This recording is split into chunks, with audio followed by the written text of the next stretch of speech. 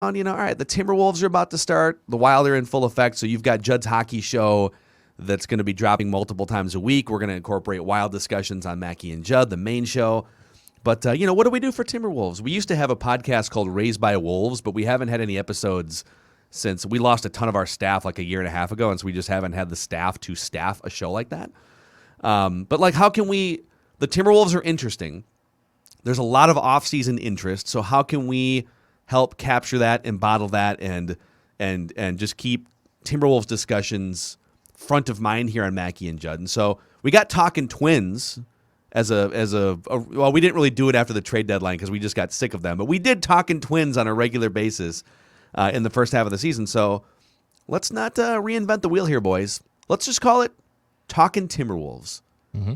Multiple days a week on Mackey and Judd. Got a couple things for you guys here. Starting with this one. Mark Lowry, earlier this morning, new Wolves minority owner. He posted a video of himself taking some old man jump shots in what I think was the Wolves practice facility with a trainer. And I don't have the post in front of me, but it was like, now that I bought the Timberwolves, I figured that I should take it a step further. I never had basketball lessons as a kid. I want to learn how to play basketball. And so, if it were the three of us and we want to learn how to play basketball, after watching Judd attempt the Houston Rockets 27 missed three-point challenge, we'd be like, maybe Judd needs a shooting coach. Yeah. We'd probably go and find a friend or something that plays basketball. Not when you're a billionaire. Mark Lowry hired Phil Beckner, who is Damian Lillard's development coach, not to work for the Timberwolves, to work for Mark Lowry and teach him how to shoot basketballs. So I love it. I'm a big Mark Lowry guy so far. Declan's pulling up the video here. You can see. There's actual audio here, too. Apparently there is. 1 second. He's just cashing. Look at him. He's cashing. That corner, prove it up. Did you see how smooth it was? Look at us old people. One dribble. You only get one dribble this time. One big dribble. He's got the tennis shoes with the high socks. This is me. Trenton Hassel. That's not me. That's not me, but the look and run is me. Dude, that's amazing. All right. Okay. I have one request. If you've made a connection with Damian Lillard's development coach, can we maybe get that guy to also work for the Timberwolves if he's not already? Nice. Maybe he is already. Might I don't know. Not feel he can. Who knows? He might feel he's too in with Dame. Maybe. Too loyal to Dame. So my actual question for you guys is off this Athletic article that Johnny K wrote and posted this morning. I'm going to read you some sentences here, but while I read this, I want you to think about how good can Anthony Edwards be? Where does Anthony Edwards, where does he wind up in 2 or 3 years? Not hopefully he's on the Timberwolves. Where does he wind up in the NBA sort of pantheon of players? And I really love some of the stuff I'm reading here in The Athletic. I'll just read you some sentences here. When the game is over, Anthony Edwards turns the interview room into his personal playground where his comedic timing frolics with an undeniable charisma to make his personality dance like the diamonds in his ear. It's a great sentence, by the way. Mm-hmm. Nice job, Johnny. Me. He wears number 1 to let everyone know where he stands. He posts Instagram stories of him rapping exuberantly to Lil Baby while his girlfriend drives an electric blue Lamborghini, and he dunks opponents into oblivion, as subtle as a Prince guitar solo. And yet, all of that flash and fun may very well mask the one quality that really makes Anthony Edwards dangerous, that would validate the faith Minnesota Timberwolves fans are putting in him to be the one who finally turns this franchise around. Underneath all that muscle, behind that smile that won't quit, and hidden by the southern slang of a 20-year-old kid who grew up in some of the hardest parts of Atlanta, is a mind that processes information quickly and helps him see the game unfolding in front of him before anyone else knows what's coming. Quote from Anthony Edwards, "I'm smarter than a lot of people think. I just look like this." I feel like a lot of people are assuming because he was drafted by the Timberwolves and because the Timberwolves have been a 17-year failure that he didn't get the Rookie of the Year award, even though he played lights out in the last 20, 25, 30 games. I think a lot of people are just sort of writing him off a little bit like, he's kind of a volume scorer and these Timberwolves, and so whatever, he can dunk a little bit. But I am more like the way that Johnny K is viewing Anthony Edwards as being smarter than people think, as having more upside than the national media thinks. I'm on that side with Anthony Edwards. I think there's a beast to be unleashed here, and it's all sort of like, it's fun and games on the surface with him, but I think there's a drive underneath there that's going to propel him to be one of the best players in the NBA. What did you think when you heard that write-up? First of all, to be very clear, I don't care when it comes to guys like this how smart they are when it comes to book smarts. I don't care if they are like that guy's quiet, so clearly he's cerebral and you don't get it. We talked about this last year. The post-game Zooms are a perfect starting point. You do not control at that age, 19 at the time, right? You do not control post-game Zooms like he did unless you are incredibly savvy and bright and think fast. He literally had teammates who have far more credibility in the league at the time, who are seen as, Cat. I mean, he is the guy, right? He literally he was bringing teammates in to involve them in the Zooms to make them fun for everyone. That is not something to be scoffed at as, oh, he's just a fun kid. I have never for 1 second since I first heard him thought he's just funny, but he's not that bright. I think socially and sports wise, he's very smart. And that is a incredibly, incredibly important starting point, because that's the guy who can not only achieve greatness through himself, but can drag a team with him. Think about how he acted last year in the face of a pandemic, and he was with the Timberwolves. Mm-hmm. Wiggins got here, and it was almost like he immediately knew this franchise stinks. And everything with him was, and I don't know if he's smart, dumb, I don't know. I still don't know. What, Wiggins? But I do know this. He's not a scholar. I do know this, but I'm just saying, again, socially and team-wise, sports-wise, I don't know. But I do know this. He never embraced the moment. And I would actually say there's a lot of times that Cat does not. Mm-hmm. Anthony Edwards is a breath of fresh air that you don't luck into. Like he's not just like, I'm here to have fun. And the last thing that's incredibly important, and again, this comes back to sports smarts. Think about how quickly he has and did improve in areas of weakness. Yes. Because ordinarily we talk about, well, so-and-so took a couple of years and then he got it, right? Anthony Edwards made immediate strides. And that doesn't come from not being incredibly intelligent and being curious and learning and applying. So I never, to Ant's quote, I never have for 1 second have thought, I don't know if he's really smart. I think sports-wise and socially-wise, he's incredibly bright. I think Chris Finch actually was quoted in this article too, and he used the phrase or the I guess the label emotionally intelligent. Yeah. And I think I almost feel like that's become kind of a buzz phrase in not just in sports, but just like in culture the last 5 or 6 or 7 years. But it matters, and emotional intelligence is essentially the ability to have awareness and control over your mind.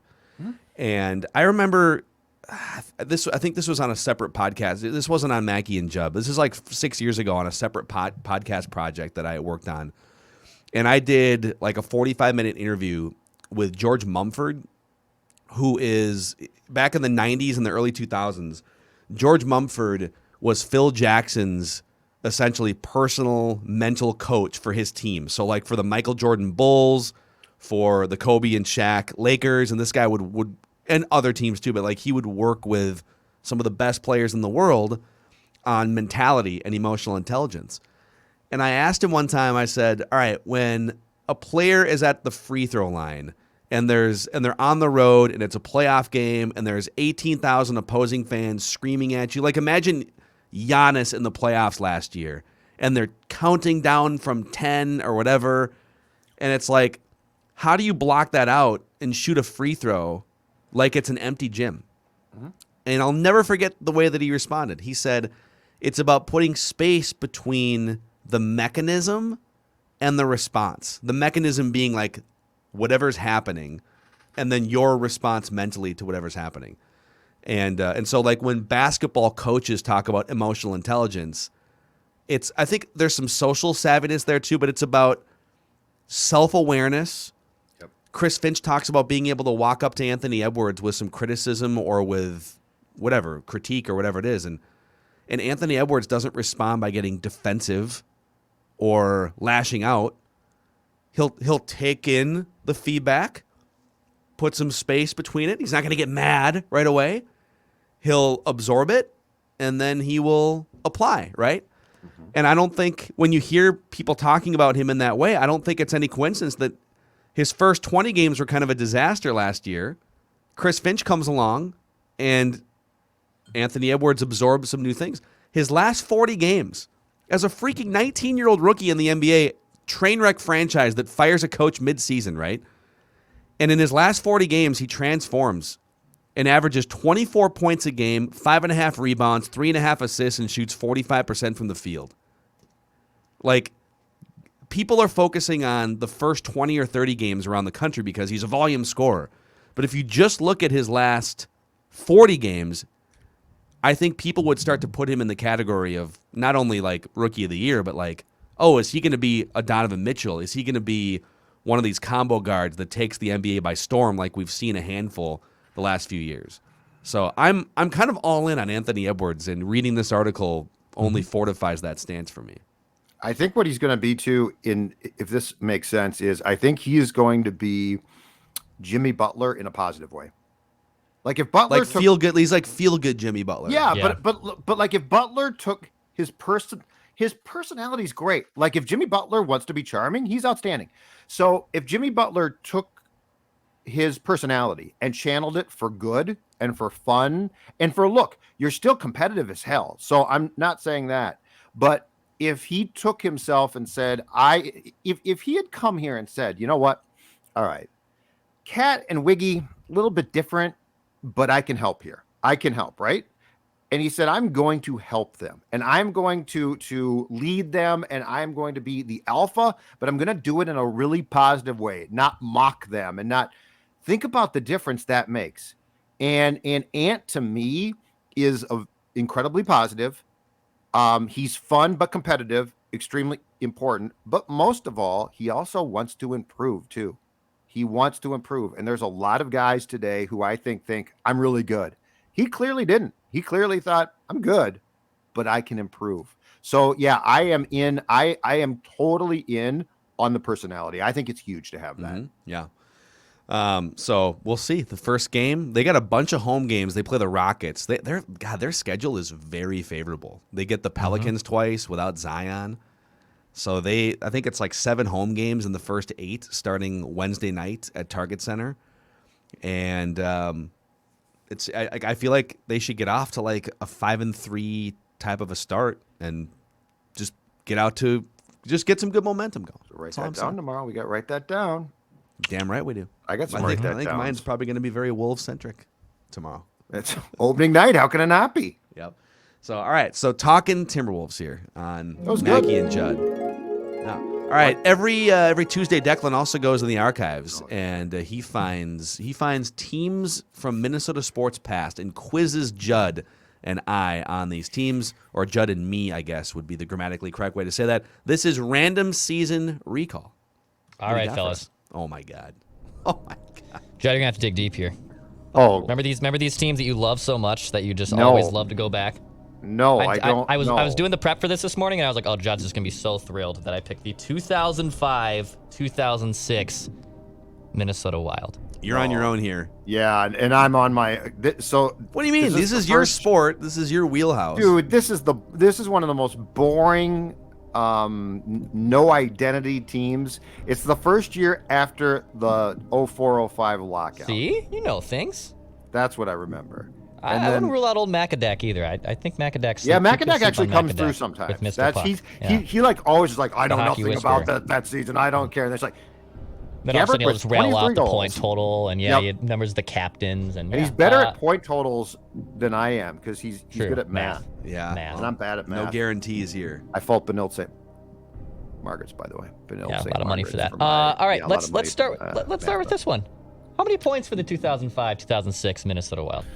Okay, so this is the shootout era, right? So this is the modern era. yeah, I think post lockout. in fact this might be the first year of the shootout because they came back in 05-06 with a bunch of new rules in the league designed to improve a product that was dreadful when they went out.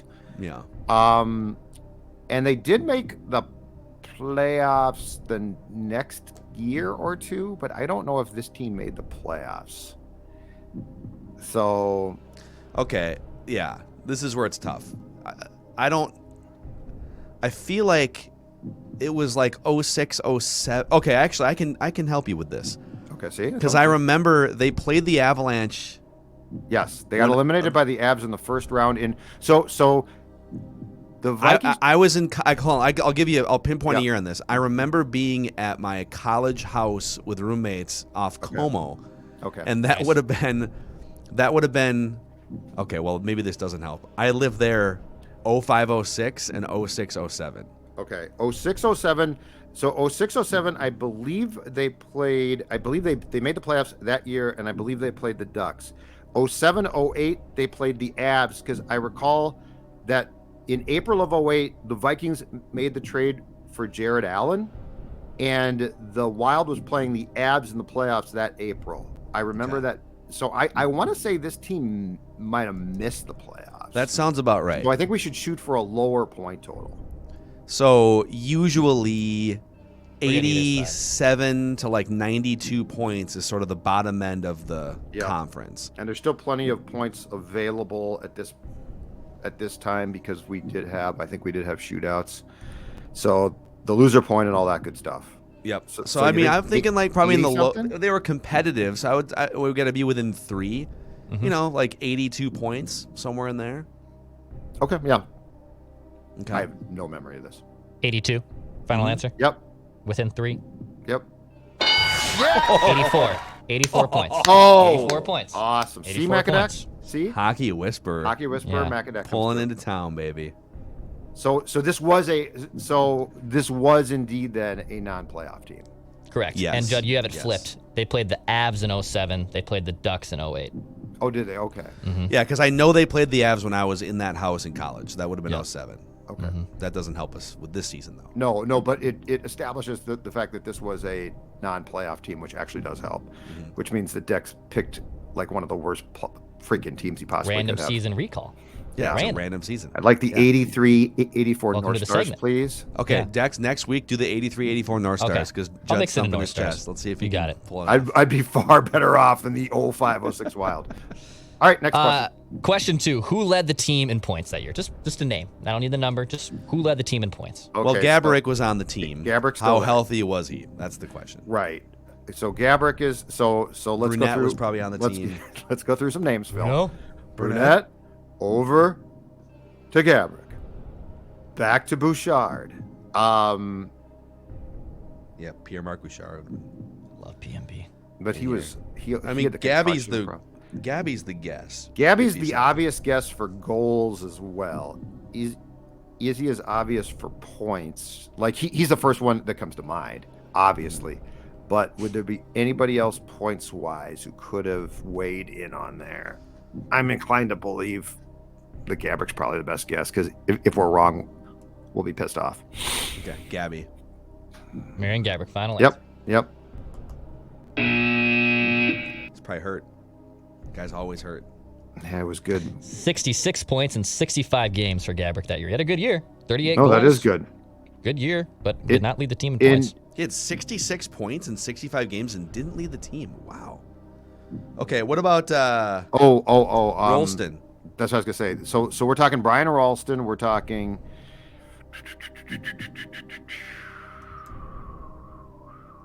Yeah, Brian Rolston. Brian Rolston. Final answer. Brian Rolston. Let's do it. Brian Rolston, baby. 82 games, 79 points for Brian Rolston. Nice season bad. for him. 293 shots. Here's my slap shot. Try to stop it. That was Brian Rolston's. Yeah, which now makes goaltenders very mad. They are not that's taunting. Don't What, give it- shooting a slap shot? at a slap goal? shot Yeah, in on a shootout. In a shootout. Because his patented move so was dumb. stop in the slot and then just rip the puck. Rip He it actually as scored. hard as he could. Somebody tried that. I think it was last year, and like the goaltender's like was livid.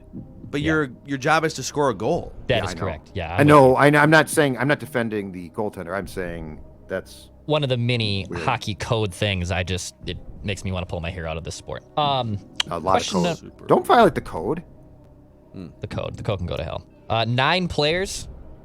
9 players Yep. scored double-digit goals this season. Just can you give me 4? Okay. Can you give me Gabby. four? Well, we got two. Ralston, Ralston and Gabrick. Gabby. Yep. All right. 1 and 2. Is Bruno there at this time? He came, he went, he came, he went. I want to say he might have still been there. All right. We So get let's go some wrong Brunette. guesses. So Andrew Brunette. No Bruno on this team. You want to guess PMB? Um, This is kind of his wheelhouse, isn't it? yeah, probably. Sure. Pierre-Marc Bouchard. PMB. 17 goals for PMB that year. 21 years Okay. old. Yeah, he was, man, without concussions. He's on my was what a- if, man. He's on my what if. He was a talented player, but those Yeah. concussions just absolutely. Oh, they had not made the Brent Burns trade yet, right? Yeah, because that came late. Brent Burns was on this team. Wow, he's been in the league forever. All right. Brent Burns. 72 games for Burnsy that year, but only 4 goals. Really? Wow. Talk about being suppressed by Jacques. That's a bunch of BS right Okay, there. Judd, when did Koivu join the team? He might have joined it. This might have been his first season. Because he was. Scored 10. I did a story on him for the Strib when he was playing for Houston during the lockout, and he was a big enough prospect at that time. So this might have been his first year. Do you want to guess Koivu? Unless you have a better guess. I'm trying to think of who else was on the blue line who might have scored goals from, because I thought Burns would have scored more, but my God, if he only had 4 goals. I'm trying to think who else was on this freaking team. Nah, This is all right. I All right, don't. Miko Koivu. Miko? It's too, yeah, Miko. yeah. Okay. Oh my God! What 64 a massacre. games for Miko, but only What? 6 goals. Okay, so we just picked 2 guys that played a combined 140 Yeah, games. and they scored, and that's the trap. That's why this team eventually was so boring to watch. Here's Yeah, some all right. names for you. So Gabrick, 38 goals. Rolston, Yep. 34 goals. Yep. 30-year-old Todd White with 19 goals. Who? They got him in a Todd trade. White. I think they got him in a trade. I think he played for the Senators. Yeah, don't worry about it. It's nothing. Wes Walls Murphy. with 19. You missed Wes Walls. Okay. Oh, I forgot he was still around by this point. Yeah, he was 35, but still playing. Okay. PMB was 17. Yep. And now here's some names. Mark Chenard. You remember Mark Chenard? Yeah, but I wouldn't. 14 goals. Randy Robitaille, 12, Oh, no. 30 years old, 12 goals. Walls I might have gotten. That's it so far. Curtis Foster with 10 goals as a rookie, and then Pascal Dupuis with 10 goals. Curtis- Pascal 7 Dupuis. games. Curtis Foster was a Dupuis and Walls, you guys defense. probably Wait, should have had. Curtis Foster was a defenseman, correct? Mm-hmm. And Yeah, he got 10 goals, and Brent Burns got 4 goals. that is correct. Oh that my is correct. God. Okay. That is No, correct. you know what? bloodbath. Dupuis, if I had remembered him, and Walls, but besides that, I don't feel bad at all about that list. Dude, that is wow. This is one of the more obscure teams that Yeah. we've done in It this was exercise. It was so boring. Yeah. All right. I'll help you out a little bit here. Who led the team in wins that season for goalies?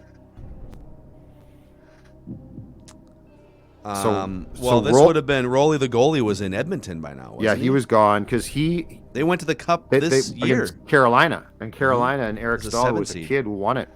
So, the So goal, Manny Fernandez, Yep. Josh Harding, was he around then? Is that a thing? I don't know if he was around yet.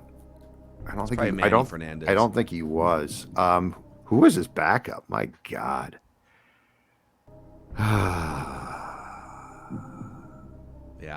Yeah, that's fine. Manny Fernandez would be my guess. Yeah, unless you can pull up. pull no, another I can't. name. No, Manny Fernandez? Yeah. Manny Yeah. Fernandez. There it is. Who was backup? Dwayne Rowley before he got traded. Yeah, This, like people forget about Rolison here. So that year Rolston with the Wild was terrible. 6-17, GA over 3. Not He in gets Edmonton. traded to Edmonton and carries them to the Cup that season. Mid-season. Yeah. Goes to the Cup. Yeah. It's absurd. And as an insane run in the postseason. Yeah, Manny played 58 games that year, and Josh Harding did make his debut. He only played in 3 games, but it was mostly the Manny Fernandez show. Manny Fernandez, what a head case, man. Oof. Man, was he a head case. All right, we'll go with this one here to wrap. So it's a Jacques Lemaire team. That means there's no dedicated center. 5 players wore the C that year. Can you give me 3 of them? Can you give me 3 players that wore the C that year for the Wild? Wes Walls has to be one. Is that a final answer? Is that a guess? Yeah, that's a guess. That's one. I'll bet you Todd White did. I like it. Yeah, Todd yes. White? Todd White. Yes. Oh, come on. It was still a good guess. Rolston? Who'd you guess? Did you guess Rolston? No, I didn't, but that's a good guess, yeah. Rolston. Brian Rolston? Brian Rolston, Wes Oh, you Walls. guessed Walls. Yep. He made, Give me one more. was Gabby a young captain? Did he make Gabby a captain? I don't remember, and I don't know. I mean, Jacques always was. Bruno had to have been. No. He was not there. Oh, that's right. Okay. My bad. Dex said he wasn't on the team. He tipped his hand. Dex tipped his hand. A defenseman maybe. Curtis Foster? Curtis Foster. Yeah, let's guess. Was Curtis Willie Foster. Mitchell on this team? He loved Curtis Foster. Foster, a guess? Yep. All right, we're down to 1. Oh, my God. All right. Is there let's go someone with on it. this team that we haven't named yet that hasn't popped up on the goal scoring? You named one of them, or one of them was named earlier, I should say, and then there's one other household name that we haven't talked about yet. Ooh. What about Darby Hendrickson? Is he still there? I see. That's my problem. I don't remember when guys left. Dex, is the third guy, for a clue, a forward or defenseman? Defenseman. Okay, so it's on the blue line. So these aren't guesses. So we had Burns on the blue line. Mm-hmm. We had Curtis Foster on the blue line. Yeah.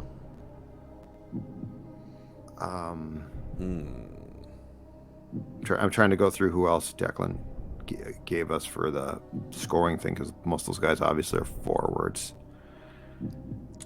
What about Household guys name. like who's that? Like, God, there's so many Household name. Like, wasn't there like a When I mean Zoltak? household name, a household Wild player name. Sorry. Right. A But player I'm that played saying a lot of games with the Wild. Players. Brock Lesnar. Zoltak, who died, was a forward. Yeah. So it wasn't him. It's a defenseman. When did he It's a die? household Wild. It's a household name from a defenseman for the Wild. Oh, this is not a guess. Was Philip Kuba still there? Because he had been there. Was this the year they got the All-Star game? I don't think it was. I don't know. I don't This is think brutal. it was here this year. Because Philip Kuba was the All-Star I'm sorry. He was an All-Star, not the captain. He was an All-Star along with Rolison. No, it was not, because Dwayne got traded and he was an All-Star and had a great year, the year that they had the All-Star game at the X. So scratch that. But it was Kuba, because they did like Kuba a lot. A household Wild defenseman name from that era. My problem is I don't remember if he was there. Besides that, Just shoot your shot here. all right. Shoot your shot. All right, Philip Kuba. Philippe Kuba. Yep. Hey! Was that the household name, or was that? There's 2, Yeah. Kuba and Willie Mitchell. I Mitchell just was- said you Willie just threw Mitchell out. Well, Mitchell, you and know then- what? You know what? We got it. And then Calm down, everybody. Calm down. Alex Henry was the 5th guy who was named. You guys remember Alex Henry? Yeah, No. exactly. No. Oh my That God. was I the don't epitome remember. of random season recall. Oh my God. All right. Well, there it is. Bloodbath. Random season recall. We actually, for Team that Judd. team, we actually did pretty well. I thought. I thought we'd do worse. All things considered, yeah, it wasn't bad. That's a awful collection. Over My on God. Purple Daily today, Alex Boone is going to join later tonight, 11 p.m. Central Time on this Tuesday night. Realistic Randy for some Purple After Dark. So be sure to check out the Purple Daily podcast and YouTube channel. And write that down, predictions, tomorrow on Mackey and Judd, Daily Minnesota Sports Entertainment. See you guys.